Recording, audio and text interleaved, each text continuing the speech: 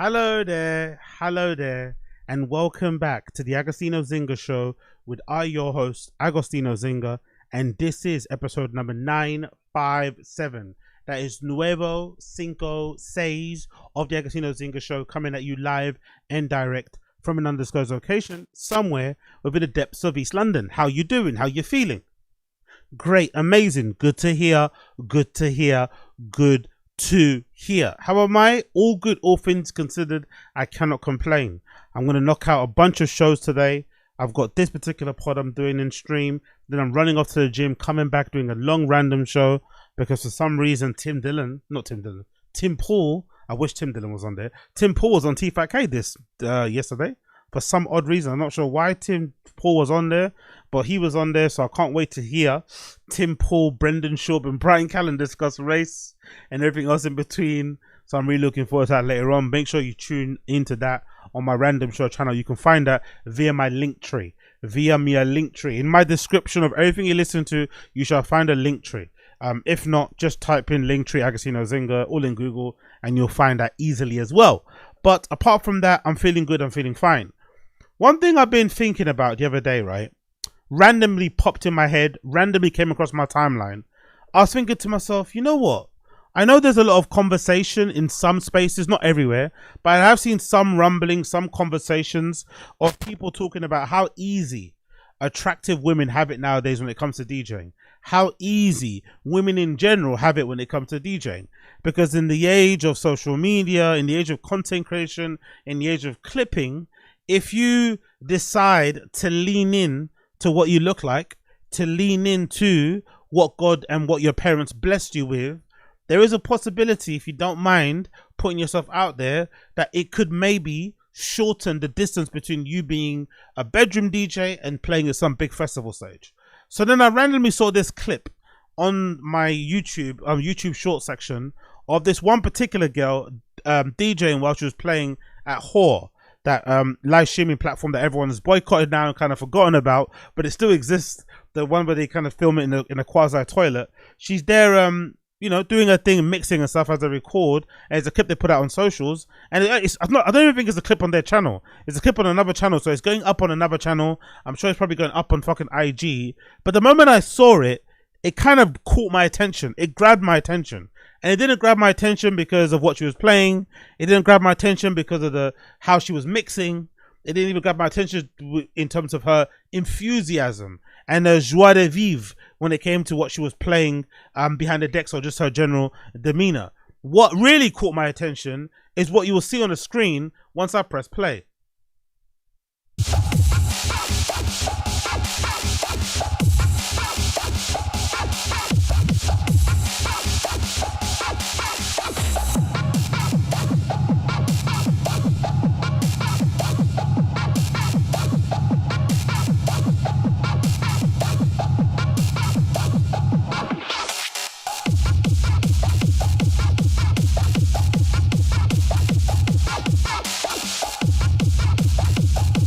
Whatever team she plays for,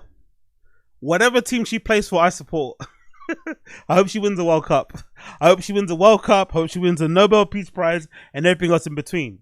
And when I was watching this, you know what it made me think of immediately? I know I fucking have told this story. I know I've told this story a million times before. And I'm pretty sure that the person who's it relating to probably didn't even listen to what I was saying. So big up fucking Chloe D's. She probably didn't even listen to what I fucking said. So it's not even that great of a story to even share. But I thought I'd share it anyway, right? I've shared this story many a times before on this particular pod about that one time where my good friend Chloe D is asked me for some DJ advice, right? Which is bizarre because who am I to give anybody DJ advice? I've hardly made it myself. I've hardly did anything, left any kind of indentation, left any kind of mark, done anything kind of meaningful. I'm just out here on SoundCloud paying for 5 fucking plays.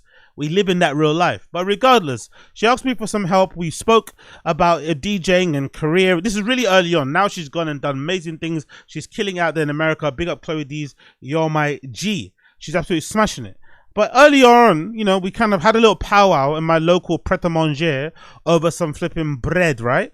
And we were pow-chowing over it. And she was kind of a bit, you know, she was a bit stuck. She was a bit stuck in a rut. And she's like, hey, Ag, give me some advice on how I can make it as a DJ.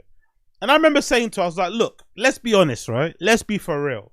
You and I both know that you have been blessed by the gods, blessed by the gods or gogs, blessed by the gods with some chesticles, right? I told her you've been blessed by the gods with some chesticles. You and I both know that. You know that more than I do because you have to fucking live with them. So if you want, you could lean into your chesticles. You could lean into your fucking watermelons and just make that the whole part of your thing. And that will help you get a bit further in your DJ career. Because what will inevitably happen is that people will objectify you and look at your testicles and be like, oh shit, I like those bouncy testicles. I like what those watermelons look like. I want to follow. But then because you can actually DJ, which Chloe can do. Chloe's an amazing, very talented DJ. She even plays fucking vinyl, which I even, to this day, I don't even think I can beat Metro on vinyl. So the fact that she can play vinyl is fucking fantastic. So I said, people are then going to get tapped in with you and realize, oh shit, this girl can actually DJ. Then your career will fucking snowball, domino effect, and you'll be off to the races. But I did say to her, word of caution. If you decide to lean into your chesticles, if you decide to lean into your titties, if you decide to lean into whatever people objectify you about in general in real life, it might end up biting you in the ass in the long term. Not because of what, like, you know, misogynist fucking male DJs may think of you, not because of all that nonsense. What may happen is that you may be perceived one way by sometimes creeps and also fans. And it might limit your ceiling. And also being a girl, I think you have to be very careful as a woman, as a female woman artist, whatever it may be. You have to be very careful not to always play for the male gaze. It's a strange thing to say because I think the male gaze is important, but I think you have to be careful not to always play to it. You want to be referred to as a bit of a girl's girl. You don't want people to always see you and think, oh yeah, only guys will be into you. Because then you're not going to be able to connect with girls. And I think girls are going to be the ones who are probably going to hold you down the longest, I would imagine. And as a woman DJ too, I don't know. As a woman DJ, like, I've seen these clips, right? I've seen these clips of online. And I don't know how I'd love to know how she feels about them. I've seen these clips online about Peggy Goo. Big up Peggy Goo, right? The DJ I'm most fascinated by Peggy Goo for all types of reasons, but mostly because of all the level of hate she gets and her ability to just like laser in. She doesn't seem to be able to budge. She doesn't give a fuck. She just lasers in on her target and keeps on moving. So big up Peggy Goo. The production's a bit all over the place at the moment. That latest song she put out in collaboration with the F1, which I found out later, by the way, was a collaboration with the Formula One. Fucking garbage. But I do admire her ability to just like laser in. She's really locked in. Peggy Goo's really locked in. But I've seen these clips of Peggy Goo where she's DJing and people throw boxer shorts at her as she's DJing. Like guys, you know, like how when like a heartthrob quote unquote guy is performing and women will throw their bras at them or their panties, right? And they'll sometimes write their number in it or just to throw the bra anyway. And it's like a funny comedic thing. It also makes you feel flattered because, oh shit, all these girls like me, blah, blah, blah, blah, blah. I've seen Peggy get the opposite with guys, right? They're throwing fucking boxer shorts at her. Or they hand the boxer shorts to the camera guy hands the boxer shorts to her. And she like holds them up in the air and kind of smiles. But I wonder if she actually likes it. I wonder if it actually freaks her out a bit, Peggy Goo. I wonder if she looks at it and it's like, fucking hell. Like, is that all coming? Like, is that all I'm attracting? Guys who kind of want to jack off to me. Guys who want to fuck me and stuff. That's all I'm attracting. I'm not attracting any like girls that maybe look up to me, maybe like what I do. It's just horny dudes. Do you know what I mean? Because that's a act of horniness, right? Taking off your or bringing underwear with you to a show to throw it at fucking Peggy Goo is a form of horniness, right? It's actually horniness terrorism. It's a form of terrorism that's in the horny category. Horny terrorism. So I wonder if she actually likes it or does she play into it? I don't know. Kind of judging by how Peggy Goo moves on social media, it wouldn't surprise me if she doesn't give a fuck, right? Judging by how Peggy Goo moves on social media, it wouldn't surprise me if she doesn't give a fuck. In her head, any attention is good attention. But I wonder if deep down she likes it, because it must be a weird place to be in as a woman. And I'm sat here thinking to myself, you know what?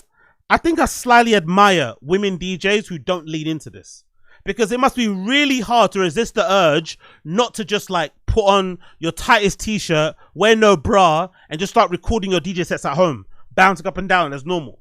Because this is the type of thing, right? This type of like marketing that doesn't really require you to have like amazing tits or big tit or whatever. any type of tits, any type of nipple that's showing. If you have any nipple protruding and you have a tight enough shirt and you're bouncing up and down, you're definitely going to make some guys excited. Doesn't matter what chest cup you are, what cup size you are, or whatever.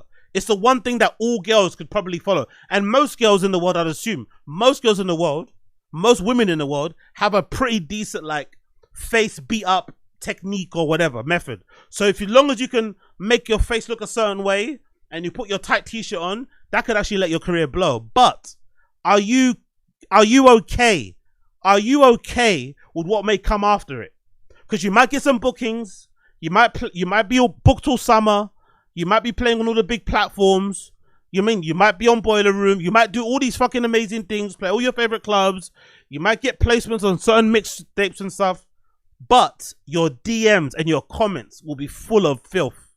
I'd imagine women DJs anyway already get a lot of, too much communication and DMs. Like even, me on my lowly level. That's why I had to kind of cut out the whole Instagram thing, because I tried to focus on the content because I was just, it's too distracting. But even me on my little minor level, right? My little minor level, even I get probably way too much communication from people. Imagine what a woman must get. Imagine if you're conventionally attractive and the type of attention you must get. So in those DMs sometimes it already crosses the line. It's already like, you guys are a bit too comfortable. So imagine if you're putting out that sort of stuff online. So if you're a girl out there and you're DJing and you're hustling and you've somehow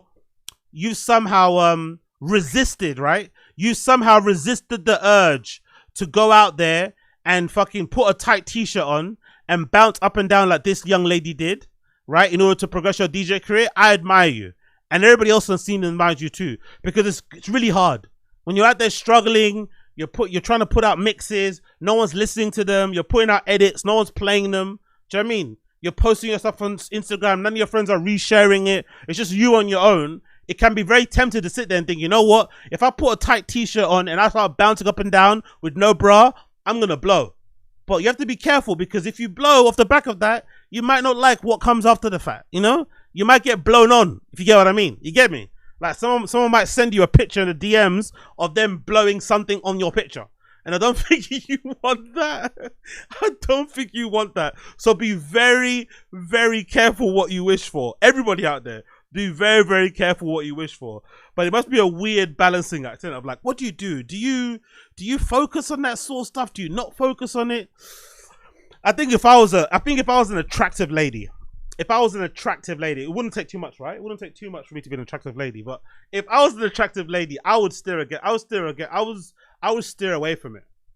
I would steer away from it as much as possible. Maybe you can lean into the male gaze by default of you being attractive, but I would steer away from the overt male gaze thing, right?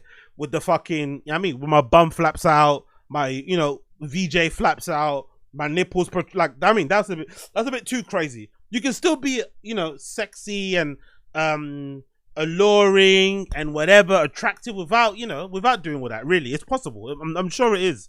You can definitely do it. It takes much more work, but I'm definitely sure that option is somewhat available. You just have to fucking try.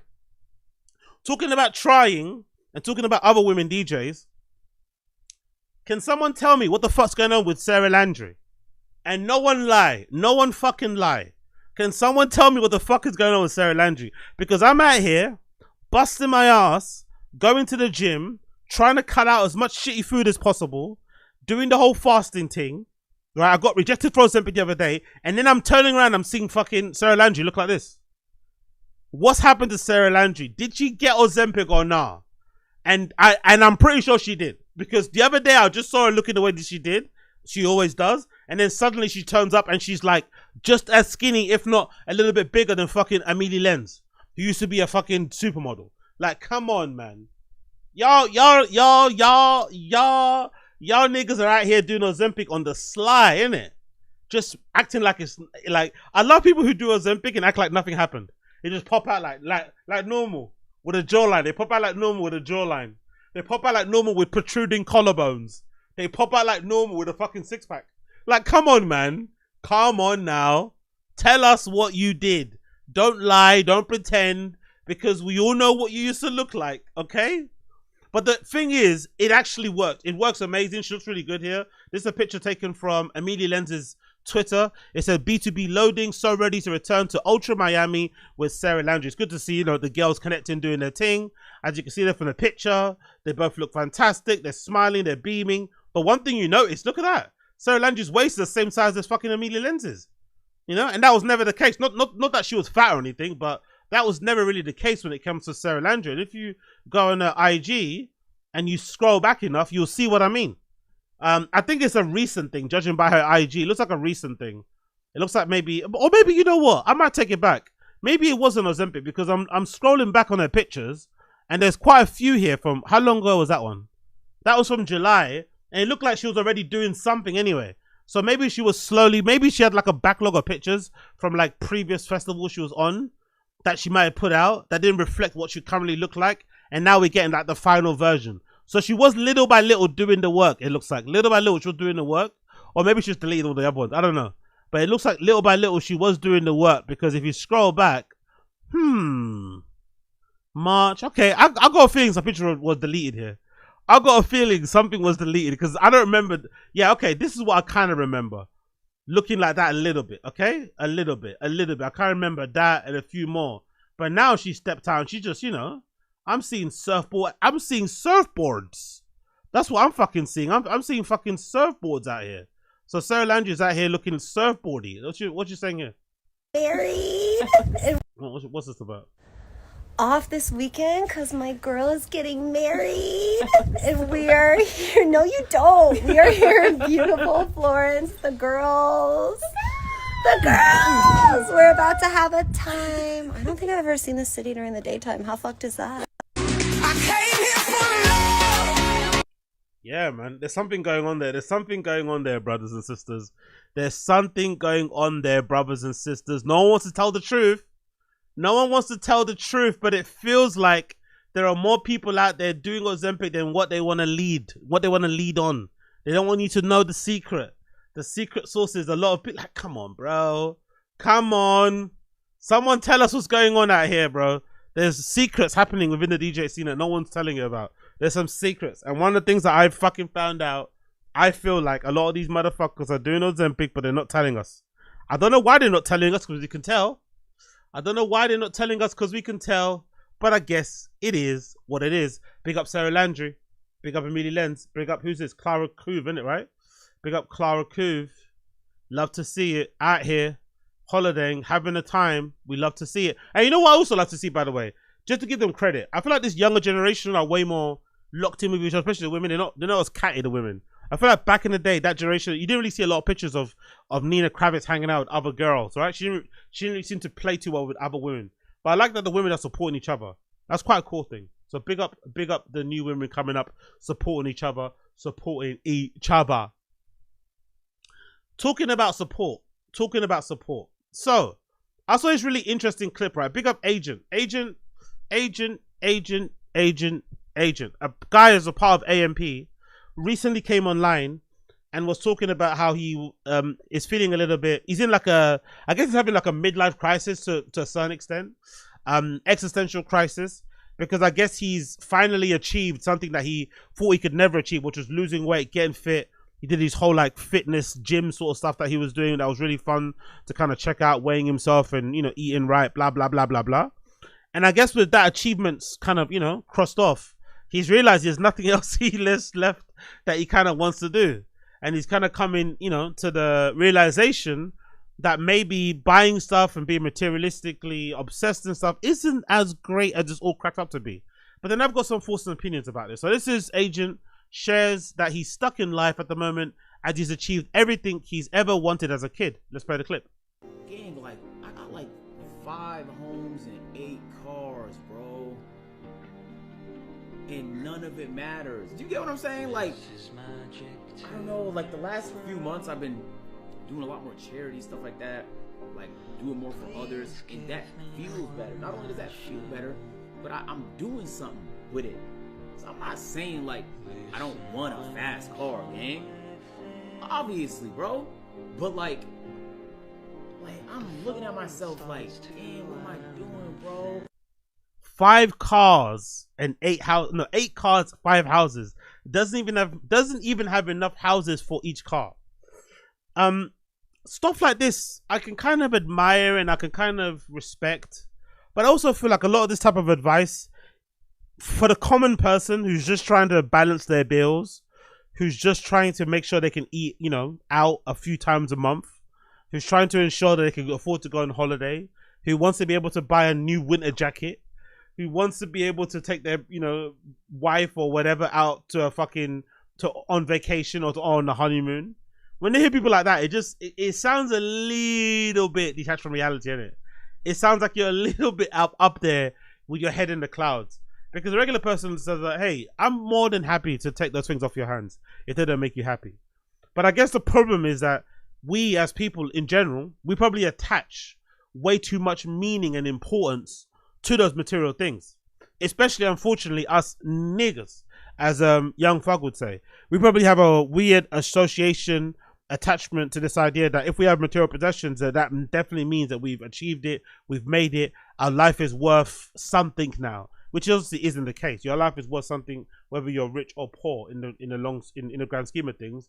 But some people have this hang up in their head that they're not the person that they should be unless they're living in a gold house, driving a diamond encrusted car, and whatever else it may be. That really isn't the goal or the major important thing. But I think in these situations, you kind of need to go through this to realize though. He can say all this, he can give this type of advice, but this is never going to resonate with me or with anybody else who's trying to get after it, who's trying to hustle, who's trying to get there and achieve whatever they want to achieve until they get there. You're never going to realize until you get there that, oh shit, this sort of stuff is really important. A lot of people say it. A lot of rich and successful people who've achieved a lot of stuff, especially the ones who have got it out of the mud, especially people who are self-made, whatever else it may be, bootstrapped, blah, blah, blah, blah. They will tell you that this shit doesn't really matter. That's why a lot of people obsess over work. I've noticed a lot of entrepreneurs who've achieved it and made it. That's why most of them, especially the ones that actually are making money or are actually successful, they really seem to like put their head and their body, everything into their business and obsess over it, day and night, because that's the one thing that kind of gives them a reason to get up in the morning, because everything else is just so easy and it's in kind of first gear, whatever else it may be.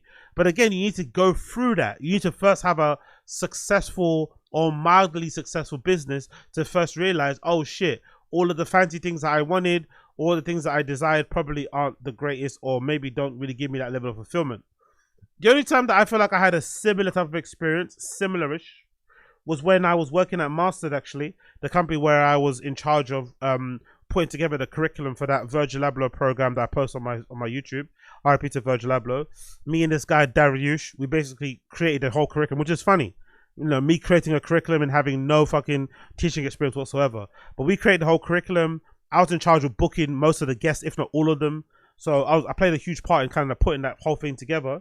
But I remember when I had that job, that was kind of one of the first and only probably jobs I had where I'd say that's one of my cool jobs, right? Because when I was coming up in the scene, everyone wanted to have the cool job. The cool job was like, at that time, was working as a Nike energy marketing associate or something, right? But within that team. And that team, if I remember back in the day, that Nike energy team was like the division of Nike that was in charge of giving stuff to cool people, putting on cool events, creating cool stories around the release of a shoe, blah, blah, blah, blah. I'm not too sure if it still exists in that way, but that I remember what it was. And a lot of us would apply for it. I'd apply for it all the time. I'm sure all of my friends were applying for that job, would never get it. And loads of other jobs, maybe ID magazine jobs, whatever they may be, right? These cool sneaker jobs, Adidas jobs as well. Actually, I think the Adidas job, I was shortlisted for that one, but I didn't get it towards the end. But it's a similar type of jobs, right? And I ended up getting a similar type of job at Mastered a few years later on. That was the same type of thing where it kind of afforded me the ability to go to Soho House. It afforded me the ability to fly around the world. I think one particular year I went to New York 4 times or something stupid like that. It allowed me the ability to meet all my quote unquote heroes and streetwear and stuff that I got to meet through putting that course together and kind of using Virgil's name to get other people involved too. Meeting Virgil one time too, that was fucking phenomenal. All this sort of great stuff, right? Me and him kind of talking, following me on Instagram, all this sort of great shit. And I do remember at the time when I got that job, realizing, oh shit, I don't know when it was. I think I might have been in New York somewhere. I think I might have been at a Standard hotel, one of these hotels, right? These nice hotels, sitting there. having a meeting with somebody and then just thinking to myself, raw, I don't actually want to do this, you know? I want to be doing my own thing. I remember viscerally thinking, shit, I want to be the person, whoever we were interviewing that day, I said, I want to be the person that we're interviewing, a person that we're kind of paying to consult for us, a person that we've got on retainer. I want to be that person as opposed to working for the company that pays the person. You know what I mean?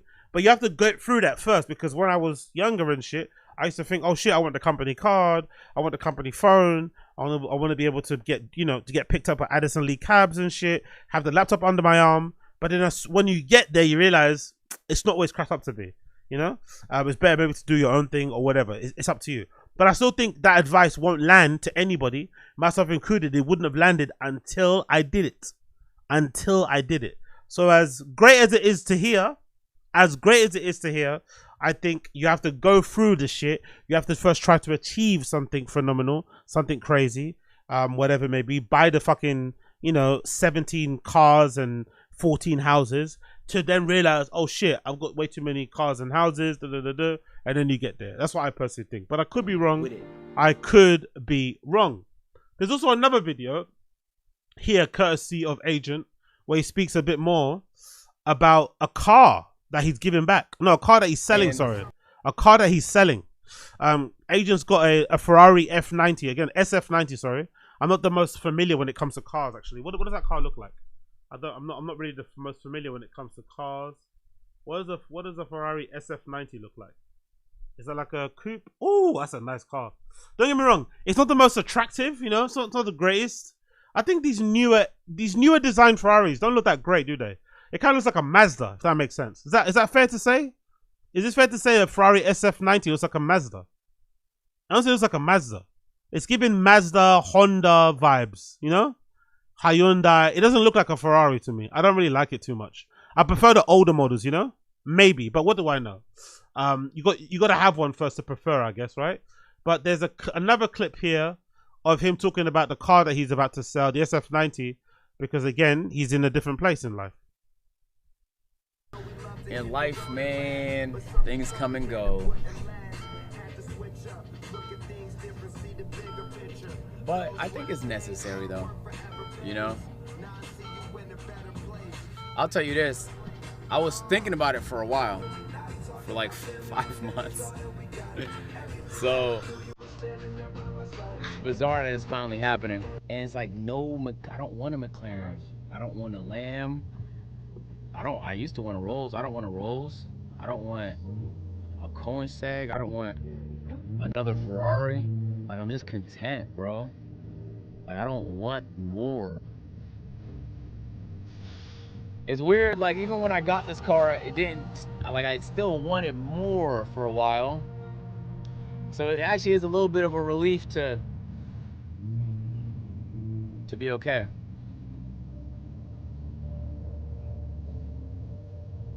Damn.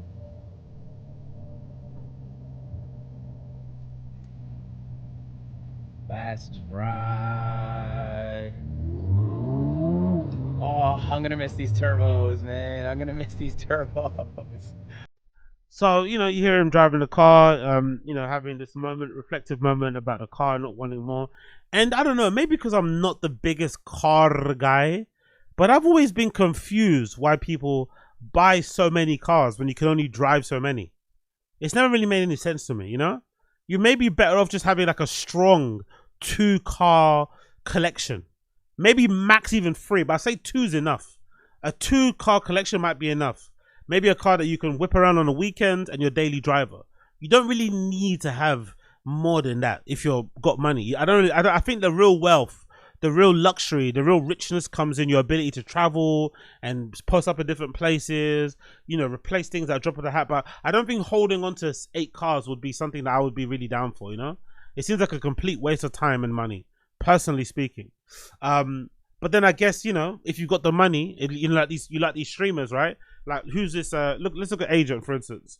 Agent on the screen here, because maybe when you're that rich, you could just afford to do it. But Agent on this screen here, it says he's currently got a target of 120,000. He's targeted 120,000, but I guess he's overachieved it because he's got 121,014. No, sorry, my bad. He's got his target is 12,000, and he's currently got 12,114 subscribers. Let's just say on average, they're all paying what most people pay for a subscription on Twitch and shit.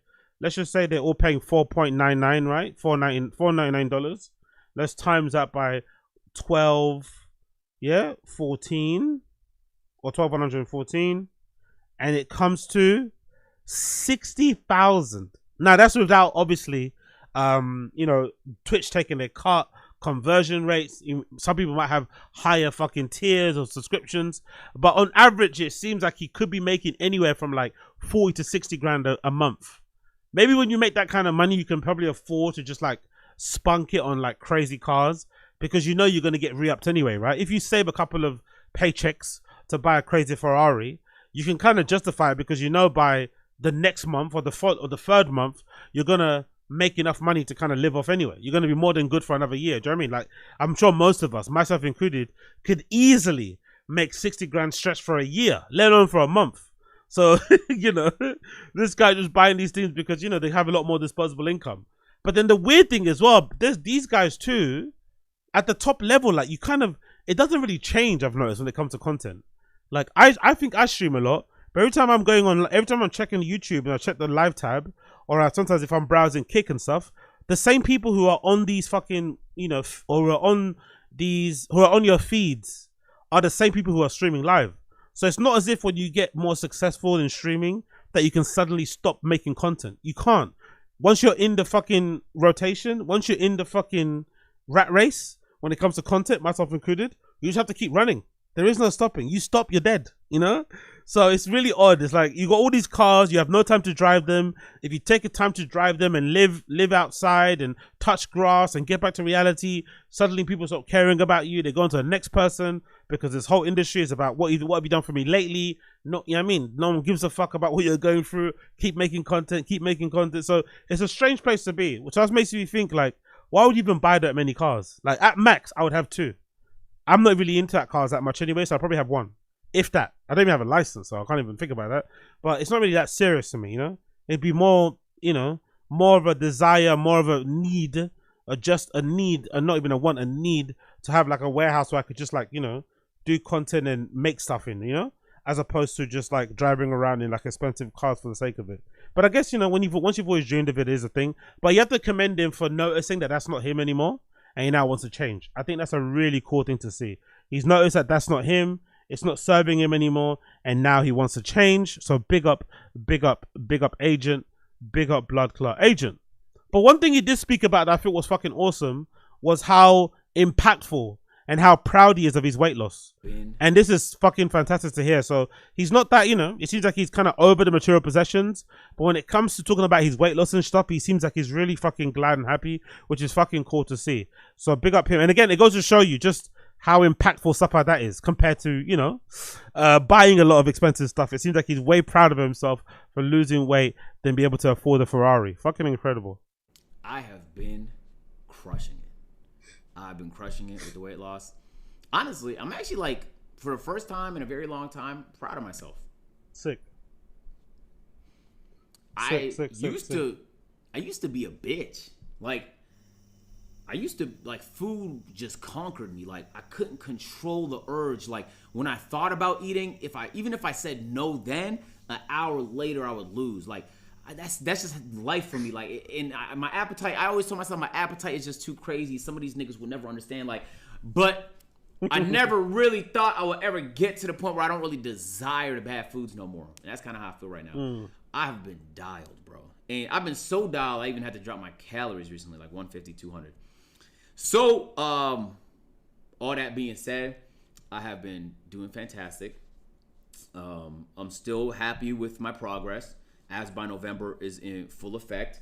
We have a little less than 2 months left to go, but I really think that if I could conquer my desire to eat food ravenously, nonstop, all the time, 24/7, no matter where, then I could do anything. That's literally how I feel. Like, if I could literally conquer the one thing I've been struggling with, bro, like, who's gonna stop me? After that, I'm undefeatable. Like, that's so true. And I know I've kind of gone through serious iterations of that myself over the years of going up and down in weight. But one thing I could definitely say, once you lose a considerable amount of weight once, it makes everything in life more possible. everything, any limitation you had on yourself becomes completely, you know what I mean? Especially nowadays, even more so nowadays in the age of, you know, fucking Ozempic. I think it's the same thing when it comes to like general intelligence. If you're a generally smart person or you just know the answer to many things, right? You probably feel smarter now than you've ever felt with the advent of AI, because most people don't even think anymore. It just goes straight to fucking AI. So the fact that Agent, you know, was able to conquer his food addiction, which I guess is another, which makes it doubly hard to lose weight, right? If you're a food addict, if you're just a fat dude who just eats too much, then fair, you can discipline yourself enough to, or you can kind of, you know, restrict yourself to not eat a certain amount of food. But if you're legitimately a food addict and you eat for comfort or whatever else is going on in your life, that is another hurdle to break. That can be incredibly hard. So the fact that he got over that is incredibly impressive. Big up him. And it's also, like I said, really hilarious that although he's achieved quite a lot in his streaming career and he's obviously, you know, done a lot in, you know, he's obviously been able to buy all the things that he's ever wanted in life. The one thing that he's the most proudest of in his life has been the fact that he lost so much weight. So big up him, big up him, big up blood clot Agent. You love to hear it, man. Big up fucking Agent. I fucking love to hear it. You fucking love to hear it. Talking about things you love to hear, talking about things that you love to hear, I love to hear about this. Have you guys heard about this story? Please tell me, please, for the love of God, tell me that you've heard about this particular story right here. That's gonna absolutely blow your mind. If I can fucking get it to load first. Let's see if I can get it to load. But this story might be one of the best stories I've heard this fucking year. I swear to fucking God, this might be one of the best stories I've heard about this fucking year. So big up the Mirror, big up the blood clot Mirror with this incredible story that I relate to a lot. This is courtesy of the Mirror. Lottery winner who scooped £1 million left fighting for life after months of partying. Yes, you heard that. Lottery winner who scooped £1 million left fighting for his life after months of partying. That's my guy. That's my fucking guy. Pick up Adam Lopez. Adam Lopez, who quit his job as a builder after winning $1 million in July, said he ended up in a hospital last month after going through an absolute roller coaster for 3 months. Yeah, roller coaster is putting it lightly, isn't it, Mr. Adam Lopez? Isn't it? Look at Adam. Look at his face. So happy. So that's him winning the $1 million or £1 million, sorry, from the lottery. I'm assuming even with fucking taxes and stuff, even with taxes, that's still like what, over $500,000? I think honestly, even if with taxes and shit, that's still over $500,000 for a guy that works construction. For a regular dude, that might as well be fucking 10 billion. You know. Given a guy who's probably never had more than £1,000 in their account at any time, $500,000. Pick up Adam Lopez, 39-year-old who scooped £1 million after buying a winning scratch. Oh my God, a scratch card. He won $1 million with a scratch card. What a legend. From a corner shop was left fighting for his life in hospital after 3 months of partying and burning the candle at both ends. Yeah, I bet you were burning some things. The builder, Adam Lopez, said the balance increased. His balance increased. Oh, really? So did they give him the whole $1 million? You don't pay it. Also, you have to pay the taxes yourself, innit? What am I talking about? One idiot. You have to pay the taxes yourself. They don't pay taxes for you. So I just assumed the money comes out of your account. They debit the money to your account and you have to pay the taxes. Okay, cool. I'll take it back. The builder, Adam Lopez, said the balance increased from £12.40 in his bank account, and it went to $1 million, obviously ending $12.40 after his massive win 3 months ago. But last month he was hospitalized with a bilateral pulmonary embolism. Sorry, bilateral pulmonary embolism. The lottery winner from Norwich has decided to quit his job while figuring out what to do with his winnings. And he's still got some left. Thank God. I thought he ran through it. He's still got some left.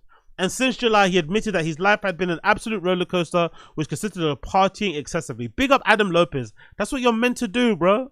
That's what you're meant to do.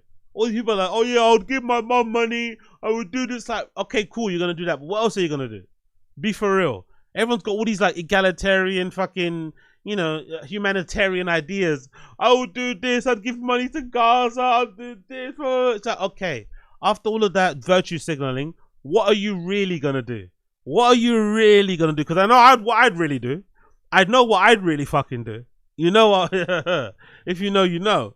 But it all came crashing down on September the 10th when he, a day after 9/11, by the way, fucking hell, when he had to be rushed to Norwich Hospital by an ambulance. I knew what I was doing was going to come and end eventually, and it nearly came to an end in the worst possible way. It was a massive wake-up call. How much fucking coke was he doing to end up in hospital? How much kit, how much MDMA was this guy doing to end up in hospital, man? Honestly, fucking hell. What a legend. There he is there, outside, standing outside his fucking builder's thing. His tractor there at his work site. Adam said the lottery win allowed him to live a bit of life I've never lived, but added that he went the wrong way about it because it was only enjoyable until he was having a heart issue or having health issues. He told the BBC, it became apparent about 3 weeks ago with a blood clot in my leg which spread to my lungs. To be fair, he is a bigger dude. He is an overweight guy. So I would assume that issue would have popped up regardless of the lottery win. Some way down the line, he probably would have had some issues with that. So it's probably a good wake-up call that happened now. But I don't think it's a consequence of the money and the access and the drugs they're drinking. I think it's more so that was always going to end up happening as a bigger dude. But now he's obviously the best thing about it is that he's got the money to afford private healthcare to get it sorted out, innit? Properly. But he's probably not going to do that. He's probably going to save the money and spend out. Blow. After spending 8.5 days in hospital, Adam said the experience was a shock for him. I couldn't walk. I couldn't breathe. I rang the ambulance. I got wheeled into an ambulance and my house. And my biggest life-changing thing I was laying in the back of an ambulance and hearing the sirens. That must be an awful way to come down, isn't it? You know, there's some horrible come downs that you might have, such as, you know, somebody appearing at your house, you know, without notice, getting rushed at the door by police or something, right? Those are all horrible ways to have to end your come down. But imagine your come down ending in a way where you have to be put on the fucking hospital, you know, an ambulance fucking whatever in the back of a fucking ambulance car. Like, imagine. Near the sirens, he continues. Following such a hard time, he thanked the healthcare workers who saved his life and reflected, it just makes you look at both sides of life, because it doesn't matter if you have 1 million, 100 million, and 1 billion, 1 trillion. When you're back on the ambulance, none of it matters. Of course, that's true. Your health is wealth. That's what people say. Health is wealth is fucking true, and it is. Really, without health, who fucking cares? I think they've always said, like, or people have said, if you've ever want to get the attention of a millionaire, billionaire type of person, talk to them about longevity. Allegedly, that's the one thing millionaire, billionaires all want. They want to live longer. They want to enjoy their wealth, their riches for longer. So if you have any product, any service that can enable them to extend their fucking, you know, the amount of time that they're here on this fucking earth, they will be so eager to hear from you and maybe likely even invest in your business. So it's no surprise that he's come to this realization, you know? Big up him. That's him with his mum. Danica, big up Danica. She's happy he's probably still alive too. She's probably been kitted out in some fucking diamonds as well. Big up Danica. Adam also said, big up Mama Danica actually. Big up Mama Danica, Mama Lopez. Adam also said that he regrets quitting his job because he felt like he no longer had a routine. That's a big thing, to be honest, because you have to imagine too, right? Depends if he's going to pay his fucking taxes. I would if I was him, because you're a big figure now. People are they're going to know who you are on social media. Your neighbor might fob you in as well. So if I was him, I wouldn't not pay your taxes. Pay your taxes. So even if you pay your taxes, that knocks off, I don't know, 400 grand, get to 600 grand. That still isn't enough to retire on forever anyway. He's only like, 39 or something? Yeah, it's not like he's like 27 or something. Like, or no, it doesn't matter that. If he was older, probably it'll be better. But he's still young enough where you could easily run through that money. Easily. And you know what I mean? So you're probably better off working and maybe using the money that you work for to put in in some sort of bank account that accrues interest. I don't know, some sort of stocks and bonds sort of thing that I'm not really that well versed on, but that might be a better way to go about it. But in terms of daily routine and structure, it's probably a good thing to keep on working. You don't need to work full time, maybe part time it will be good, but I wouldn't think 600 grand or even 1 million would be enough to really decide for you to like pack everything up and just sit at home. I think a lot of people, myself included, need some level of structure. Even if you give that to yourself, which is really important too, but sometimes having to turn up to certain places because you're contractually obliged and shit is really important. I can only imagine Adam, because they already say the statistics of people that win the lottery anyway and lose it all is really high, or the percentage of people that do it, sorry. But I'd imagine the ones who keep it, or keep their money, the majority of it, I'd imagine some of them also are the ones who go out their way to make sure that they fucking, you know, keep some sort of steady job. Maybe it's volunteering somewhere they have to show up, you know. That's also fucking really important. It continues. Adam also regrets quitting his job. It was a complete disconnect from the life he used to live. He said he said he will now focus on recovery and in hope it will get better and he'll be better in the next 6 to 9 months. After finding out about his huge win in July, Adam said he traveled home to his house he shares with his mum, Danica. He lives at home with his mum. That's even better. Imagine that conversation, coming back home, mum, we've done it, we've made it. Because everyone does that, right? When you're at home, you're like, shit, man, trust me, mum, I'm going to do this, I'm going to do that. I'm going to make it. I'm going to get us out of the hood. Imagine finally being able to have that conversation. Like, yes, we did it. That's fucking great. Adam said he traveled to his mum and stepdad Andrew to reveal the news of his winnings. He said the call to claim his prize was the best call I ever made. Discussing the life-changing moment, he realized that he had won. I stopped to pick up a drink and bought a scratch card at the same time. Yeah, another one, of course. Why not? That's the best time. If you're that lucky already from a scratch card, of course you should buy another one instantly. That's a great idea. I love that. I fucking love that. Big up him. Once in the car, I played the scratch card, and when I saw 1 million, I didn't know what to do with myself, so I shoved the scratch card in the glove box without even thinking. I always thought I'd scream if I ever won big, but when it actually happened, it was stunned into complete silence. Oh, really? Shit, that's actually interesting, isn't it? He saw the number and he didn't believe it. He just put it in the glove box and I'd imagine just kept staring straight ahead, not moving. That must have been such a weird feeling. Or maybe he kind of half thought some kid dressed in all black on a fucking e-bike might come along and just grab it. Imagine that. That would have been heartbreaking too. So big up him. The builder shared how his family reacted, saying it was the most surreal moment. When the lady from the National Lottery confirmed that I was a millionaire, my mum went off like a balloon. She was so excited for me. Seeing my balance go from £12 to 1 million was a real pinching moment. Yeah, imagine that. Imagine that notification. Yeah, if you've got your notifications on from your online banking or your mobile banking, imagine that notification. Payment dropped 1 million. Like, holy fucking shit. But big up Adam Lopez, man. That's the way to do it. I'm so happy for once that there was a person who won the lottery and did what most of us would do, which is get fucking bent. You know what I mean? Get absolutely wrecked, do some absolutely crazy things, come very close to losing it all, and then, you know, have a come to Jesus moment. And it's a good thing it did happen. No one would have liked him to fucking pass away. That would have been a horrible way to end it. At least he got a warning, and now he's going to be able to get his health and fitness back to where it needs to be. So big up Adam Lopez. Hope he keeps shining. Hope he gets some holidays under his belt. Buy some new clothes. You know what I mean? I think that's probably more important, right? You probably can't buy a crib with that, unfortunately. Maybe depending where he lives. Maybe Norwich you can. Maybe buy a crib.Maybe buy a nice car. And then just, you know, the rest of the money, spend it on fucking Christmas, innit? And get everybody some great Christmas presents. Because that's going to make him feel good.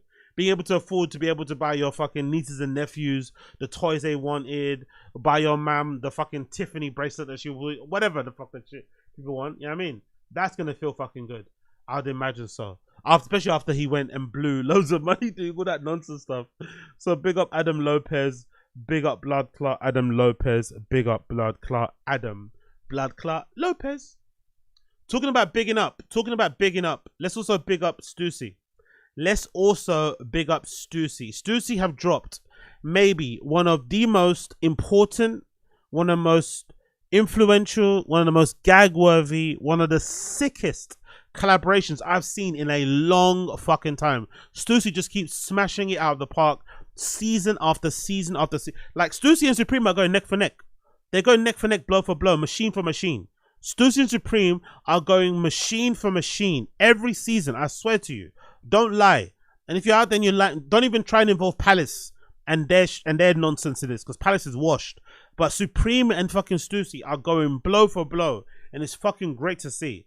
But Stussy's collaborations nowadays, they've been pretty sick, man. Look at this new one. Stussy got collaboration with Nike ACG for their Nike Baltoro collection. The Baltoro shoe might be one of my favorite Nike shoes of all time. It's up there with like the Nike Lahar. It's up there with the Lava Dome. It's up there with the Arrivederci. Like I'm a big fan of that whole ACG, right? ACG is all conditions gear. It's Nike's outdoor kind of division and line.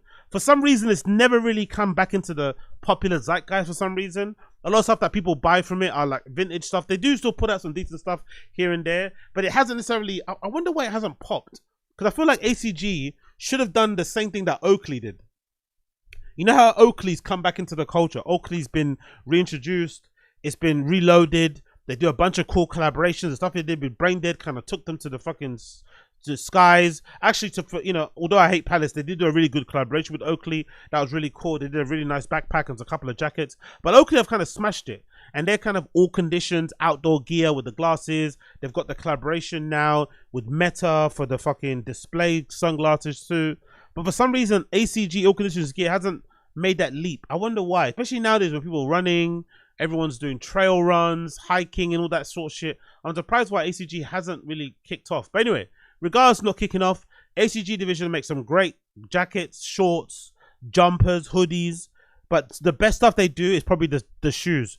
Nike ACG might be the only division of Nike where even the modern interpretation, the modern silhouettes of ACGs are just as good as the one back in the day. Obviously, the back in the day ones are the best, but they still make good shapes now. You know how nowadays Nike sportswear retro stuff is terrible, right? Or not retro. Nike sportswear is kind of new silhouette shoes is terrible. ACG have great shoes throughout, even from back then until now. Absolutely incredible. So they did a collaboration with Stussy, combining apparel and obviously footwear. But the major thing I want to talk about is the footwear. The major thing I want to talk about is the footwear. Because, oh my fucking God, are you for real? Look at those. Look at those. Nike Baltoro highs. Like, these, I don't think these have come out I'm pretty sure these haven't ever been retroed. Because if they have, I would have known. I'm pretty sure the Baltoro has never been limited. Nike Baltoro. I'm not sure if it's ever been retroed. Maybe it has, but I don't think it has.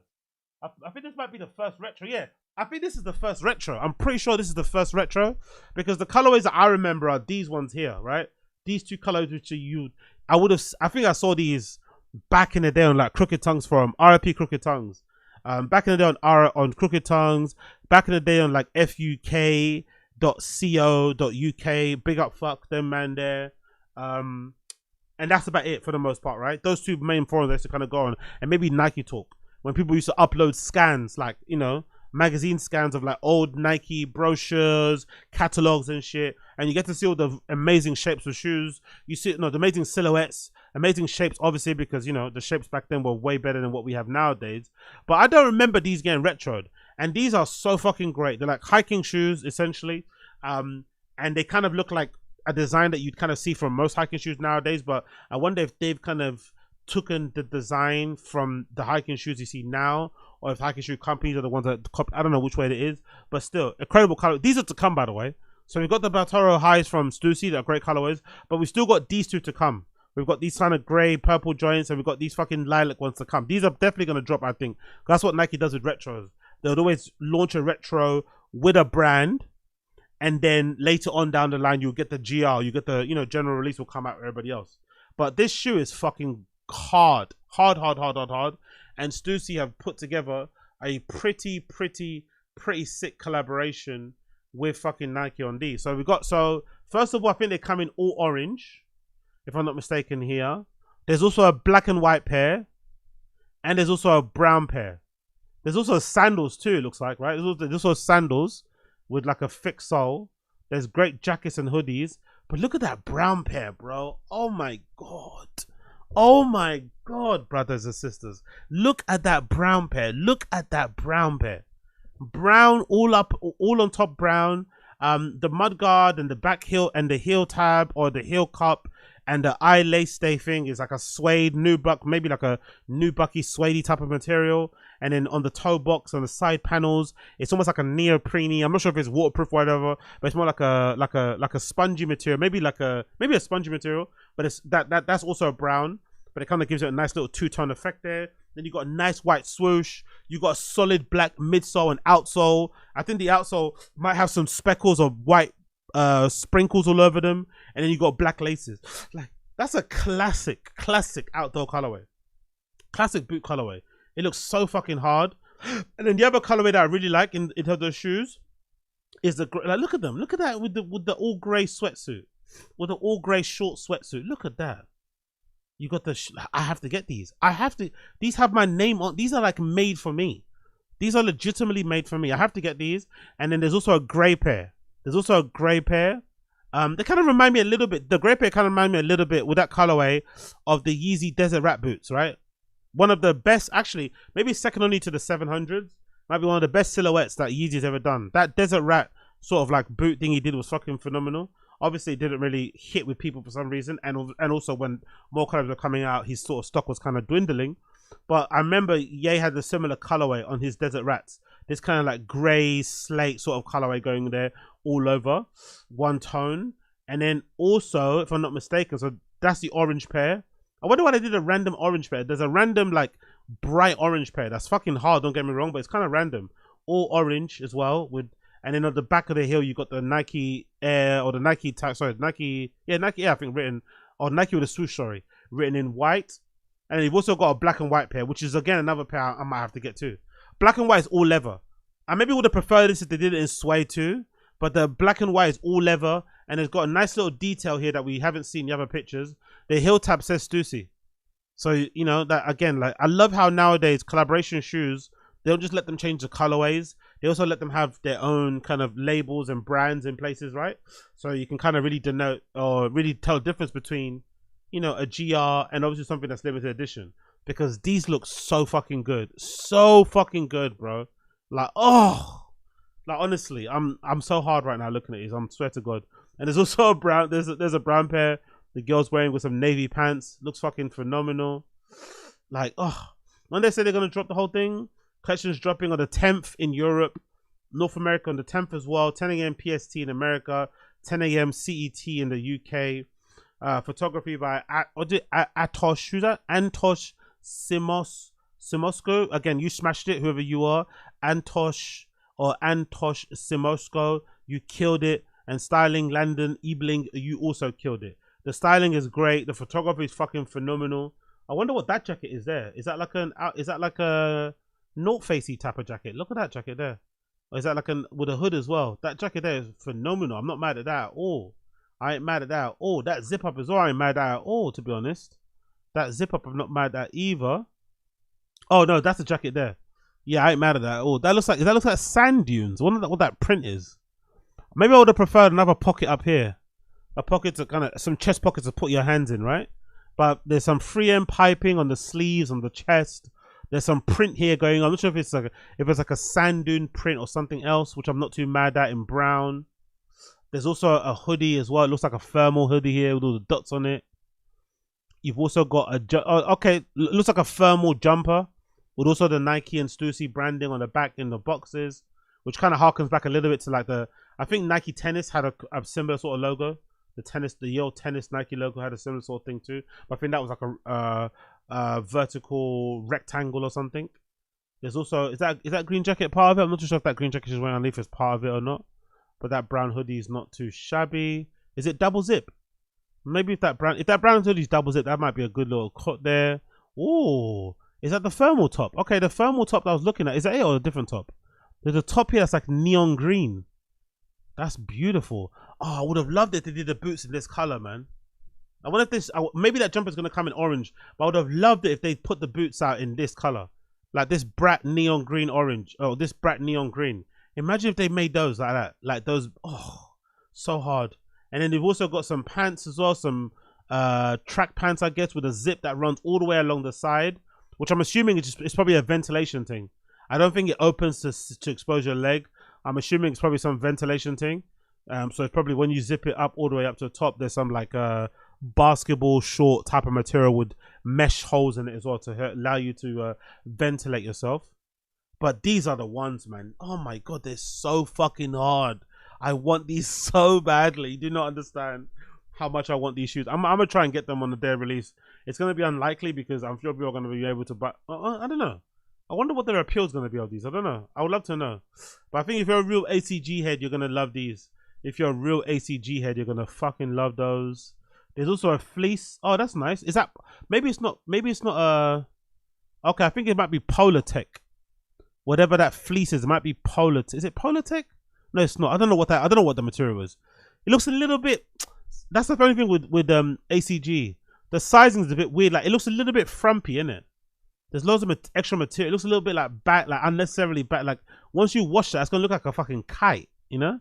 It's a little bit unnecessarily big. Too much room in the sleeves for me here. But I still don't mind the style of it. You got that waffle print insulation thermal thing going on there. That's the same jacket I said prior with the sand dunes print. This time in navy. Kind of looks like a Martin Rose jacket, innit? Which are probably the reason probably why we all love Martin Rose jackets. Martin Rose, I think, probably goes out and buys a bunch of vintage jackets like from that era, ACG, and maybe even before that. What's that other brand? Is it 60-40 something? Those Parkers and shit.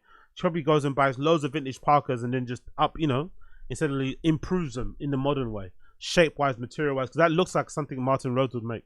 That jacket there, or even a Balenciaga jacket, you know. Again, that's that same hoodie. There's some sweatpants. It comes with sandals also, which I'm not mad at. And there's also a video here too. What's the video saying? Let's see what the video is saying. Oh, featuring motorcycles. Yeah, I like this. I like this. Scramble. Yeah, I don't fucking know what to do.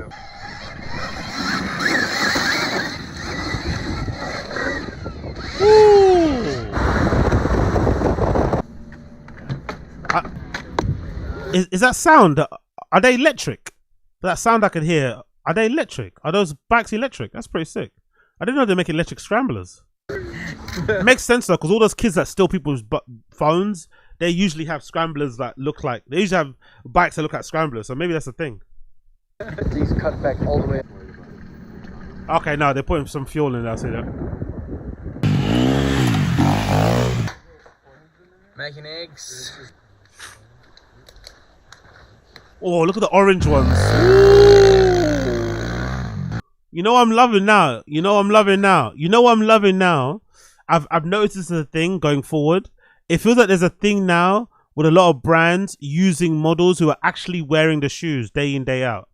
There's less of people just, getting the shoe from the factory, brand new, putting on a model, and it doesn't really have any context, hasn't have any life, hasn't really been lived in. I'm seeing a lot of people doing these shoots now where the model's actually wearing the shoes, day in, day out. Oh, they look so fucking good. I need these so badly. I need these so fucking bad.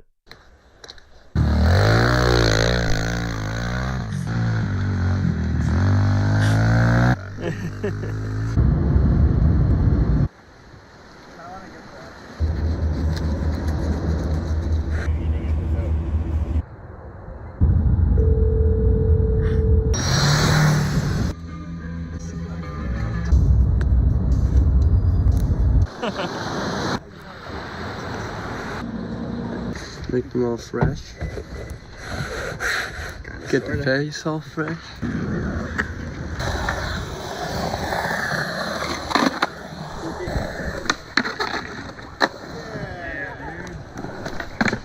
Yeah. I got the chains.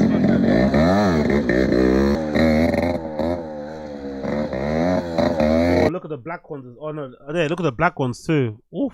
We're going right up here. Lifestyle.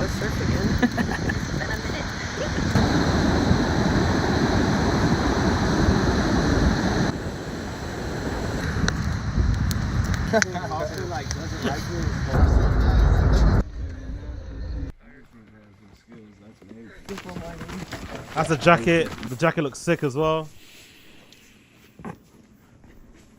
That's it, man. And hardly any proper shots of the fucking shoes, Just all lifestyle things. Honestly, I gotta rate it. I really want the shoes, man. I can't wait for them to come out. Really, really, I'm excited for them to come out. They look fucking sick. Nike Baltoro collection available on the 10th. So keep your eye out for those. Keep your eyes peeled for Those. Talking about keeping your eyes peeled, quickly we'll go on. Berghain Nights author Liam Cagney. I'm actually going to buy this book, actually. I think I'm good at my wishes. I'm going to buy it later on today. It said, the Academy spat me out and I end up in Berlin. The Irish musicologist's new book explores the city's club scene through a collection of personal accounts. Look at that picture, though. This is probably before Berghain had opened, but look how what it looks like before. All this place is all blocked off and shit, but look, you could have walked straight across the front of it. Like, fucking wild, isn't it? What it used to look like prior. But let me check this out. This is courtesy of RA. Resident Advisor caught up with Liam Cagney, a musicologist and author of the new book, Berghain Nights, A Journey Through Techno and the Berlin Club Culture, to discuss early music influences. He says, what's your musical background in music and writing? He says, I grew up in rural Donegal. My dad listened to Lead Belly and read Ulysses. My older siblings were raving. I absorbed it and resolved to grow up and take LSD. When I started getting into music as a teenager, I hoovered up the NME, Melody Maker, and obsessively watched old VHS tapes of MTV's The Chill Out Zone. My bachelor's degree in Dublin was a joint major in English and music that helped cleave my head open. I became a music journalist, played in a noise band, and did a PhD on spectral music. The Academy spat me out and ended up in Berlin. Yeah, I remember the early on, my kind of, exposure to all this stuff was definitely watching documentaries. That major one that really got me interested in going out actually was Don't Forget to Go Home, right? That seminal one's proper old school. I probably might rewatch it again, actually. That was a really fucking good one. There's a few. There's one on Trésor. There's one on Berlin in general. There's one on dance music, rave culture. There's loads of UK rave culture ones, obviously all the movies and shit. But that sort of stuff can get you really inspired and really fucking on it. I don't what you call it, doubt that. Let's continue.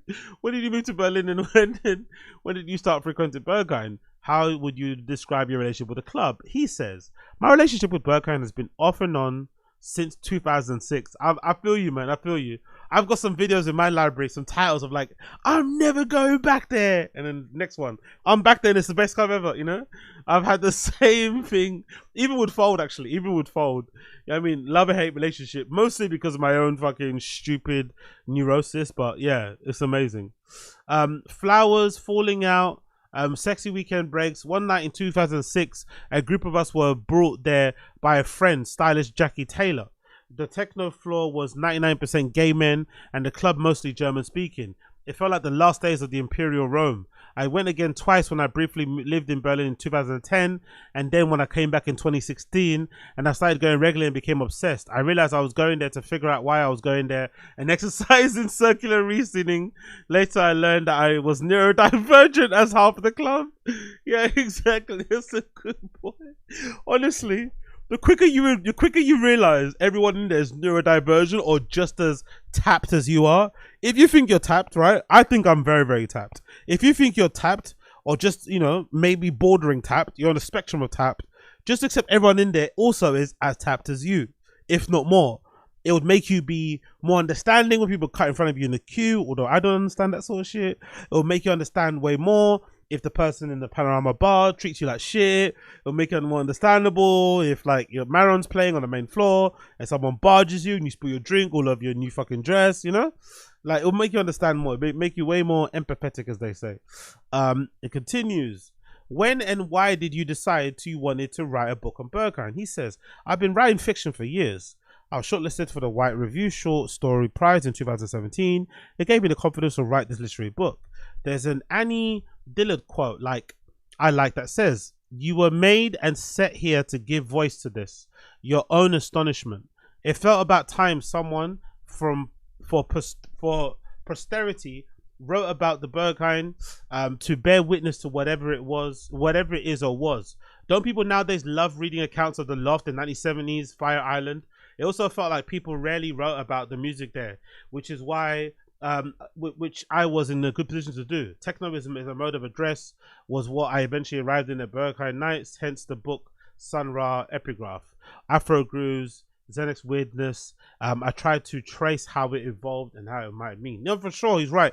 I think I think I was kind of a weird. I think most people are like that too. I was kind of a weirdo in that. I remember I used to love, they don't do them anymore as much, but But I used to love reading the RA event reviews.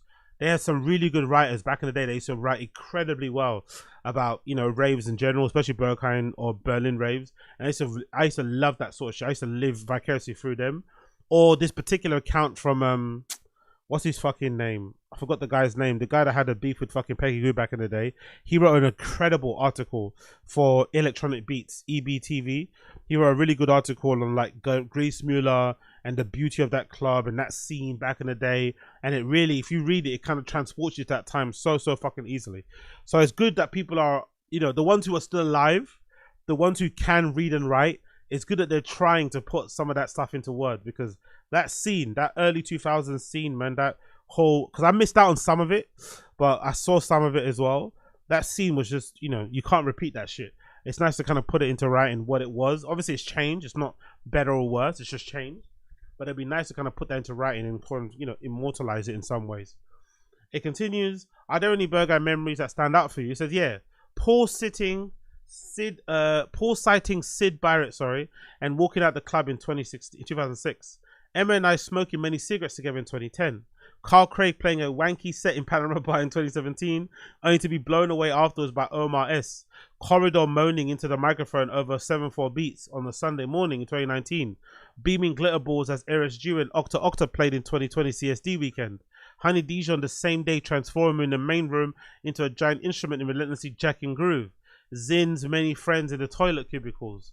David Lynchian Dasher Rush before the red curtain at the Howl one Sylvester. Brett sitting cross-legged before me and asking me, what do you think of Berghain? And Brett bursting out laughing and simply replying, Berghain is Berghain. A perfect Zen response.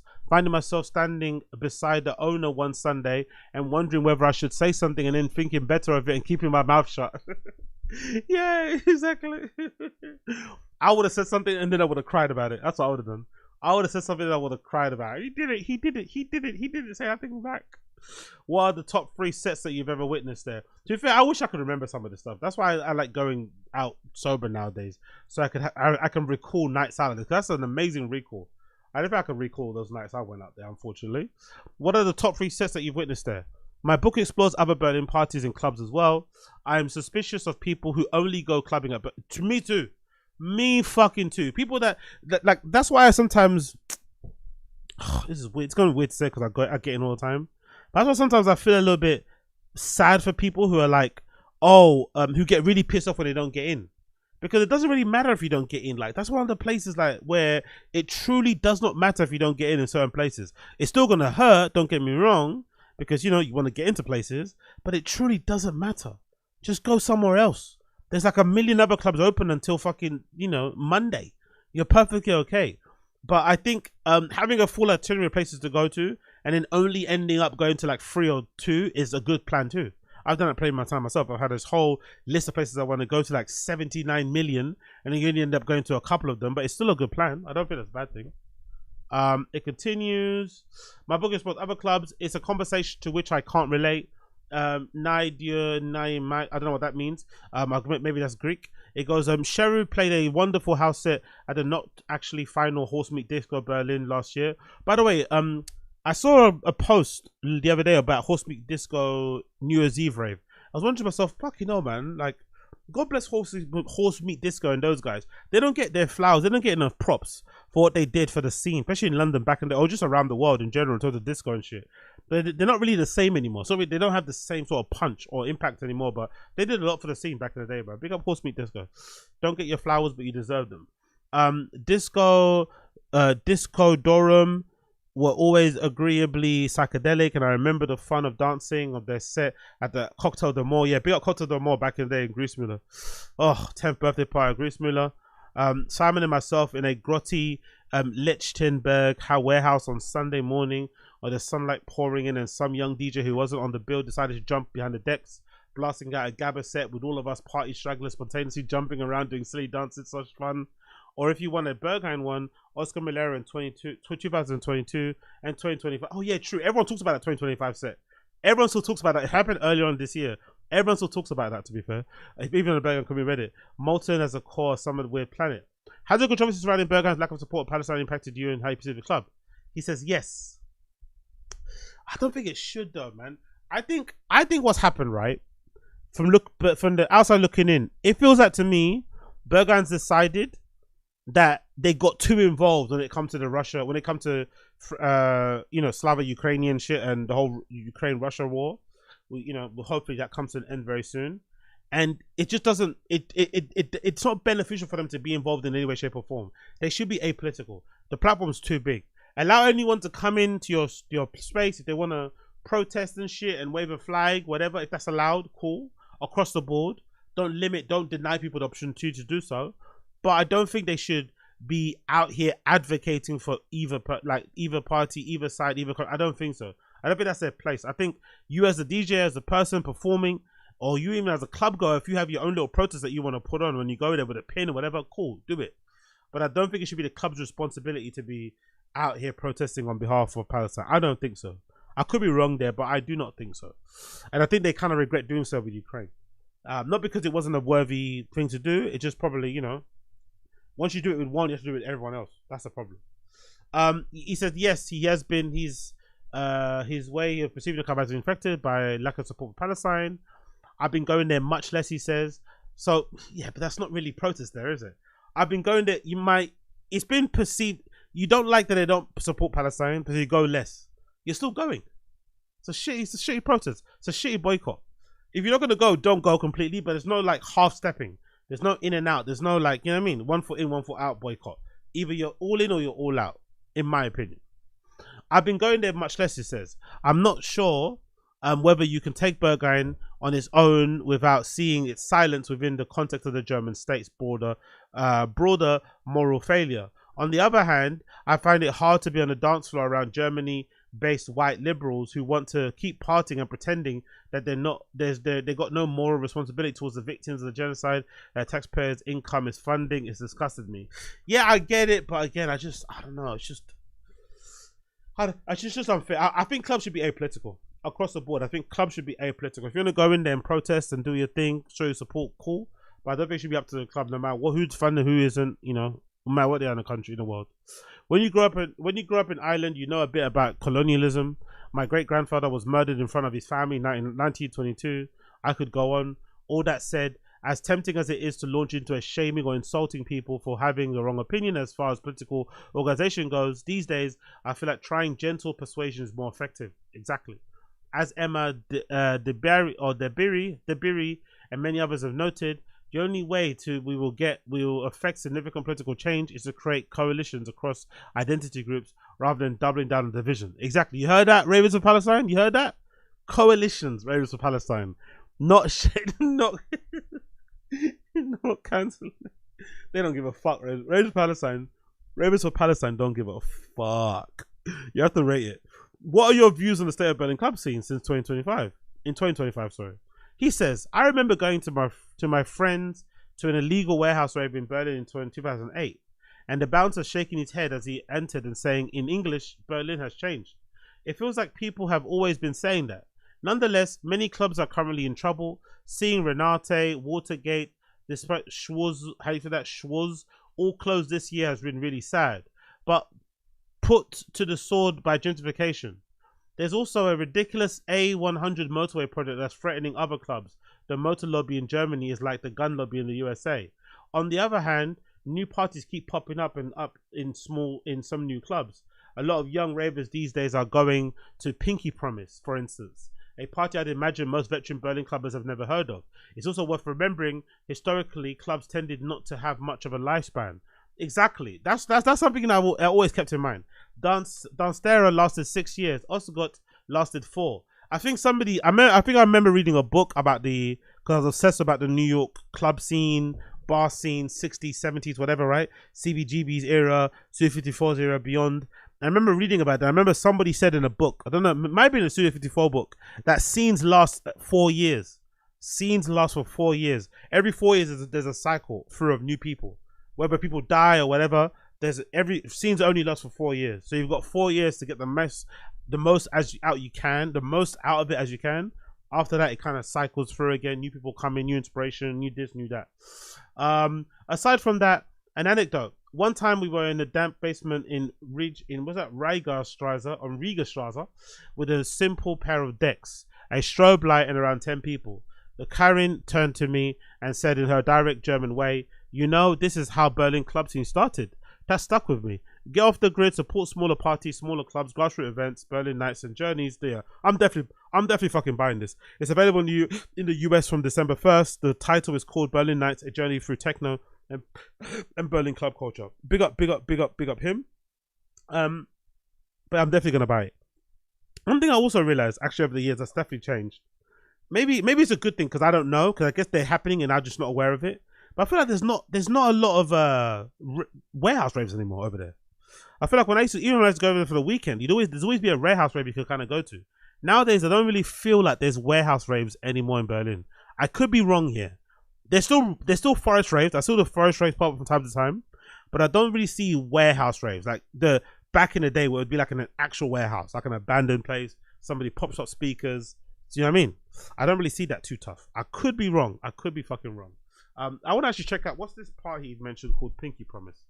What's this? Pinky Promise Berlin. Let's see. What's this about? He said there's a new party called Pinky Promise. Let's see what this is about. They've already got 25,000 followers already, so it's probably not that. Okay, it's definitely popular already. It's already got 25,000 followers. When's the next party? On the 18th. And I guess this is more of a kink rave. So I'm not going to scroll because I think I'm probably going to see some nipples. But I think this is probably a kink party for sure. It's definitely more of a kinky party. But they've got one happening on the 18th. Pinky Promise at Club Ost on the 18th. So big up Pinky Promise.